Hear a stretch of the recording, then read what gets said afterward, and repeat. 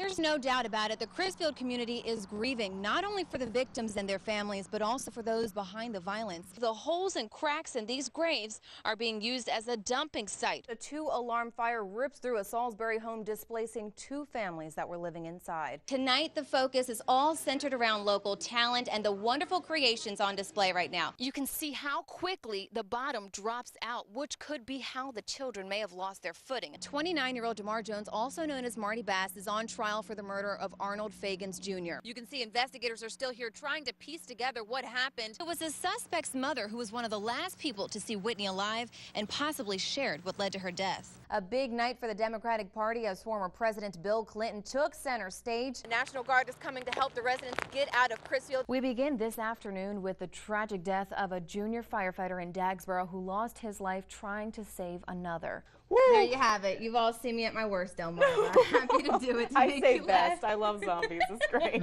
So is this the costume this year? Maybe. This might have to be. I really like the Avengers Black Widow costume, but this might have to be it. Oh, Steph, boy. I think you could rock this look too. That's why I've stayed over here.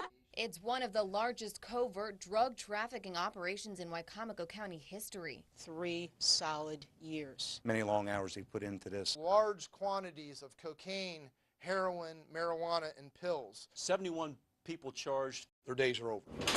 Police say these men and women are no nickel and dimers. What you see here are alleged kingpins and serious traffickers, which police say have been smuggling drugs and money for years from New York City to Baltimore, then into the county. The investigators, the prosecutors did a phenomenal job staying with the investigation. They spearheaded 2 operations titled Yellow Snow and Follow the Yellow Brick Road. The operation that was coined Follow the Yellow Brick Road, again, was going after Yellow, who was one of the main players in the drug trafficking organization. Brick refers to a large quantity of cocaine. Investigators seized $1 million worth of drugs, $600,000 in U.S. currency and property, and numerous firearms, most of which were found in intricate compartments like this one. It's locked solid right now. Sheriff Mike Lewis says they're sometimes programmed through voice activation or electrical circuits and aren't easy to open. Sometimes that will happen.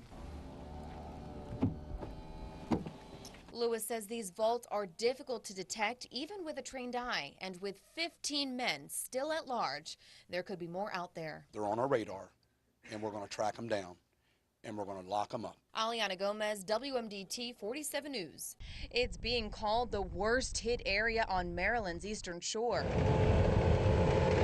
Ocean City's beach ripped apart, ramps covered with sand. Debris now litters the boardwalk and the fishing pier, halfway gone. We lost the T section, the easternmost section of the pier, probably about 100 feet of the pier.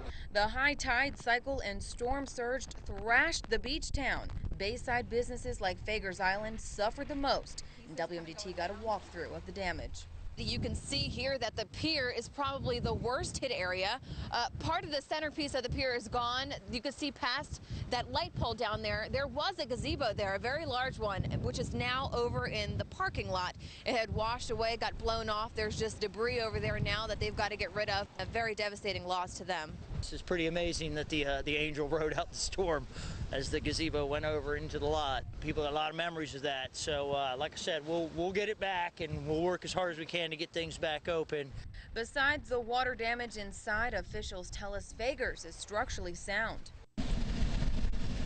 By Secrets, Warren's Park was drowning. One trailer's skirt torn off, and this pontoon boat got pushed through the center and somehow parked itself beside a trailer. This is really amazing for me to see it sitting right up in like a vehicle, sitting right in the driveway. Alyana Gomez, WMDT 47 News. After 9 years of emotional turmoil, tears spilled out as Barbara Praco faced her attacker. The first time since this nightmare began in 2004 when she was in a serious motorcycle crash. My left ankle was crushed. Both of my arms were crushed. It's at Peninsula Regional Medical Center. She says she encountered nursing assistant Joel Munford. I just asked for a little bath. He violated me. He did the things that he should not have done. Groping at me, fingers everywhere. It was just hard to push him off and just tell him to please stop. A knock at the door ended the ordeal. She says she told nurses, who in turn removed any male worker from her case. I had to spend 62 days there trying to get well, but just feeling like the guilty party. Instead, Barbara shared her horrifying experience with a grief counselor who finally encouraged her to report it. Munford was arrested last year. On Wednesday, he entered an Alford plea to second-degree assault, not admitting his guilt, but that there was enough evidence to convict him. He'll serve just 4 years of probation. Mr. Munford, do you feel bad about what you did? I don't do nothing. I'm okay. I'm fine. I'm fine. Jail time is what Barbara says he deserves, but says closure is her form of justice. I am a victim, and hopefully more women will come forward and say what they have to say. 5 years, 10 years, 15 years. We are telling the truth. Alyana Gomez, WMDT 47 News.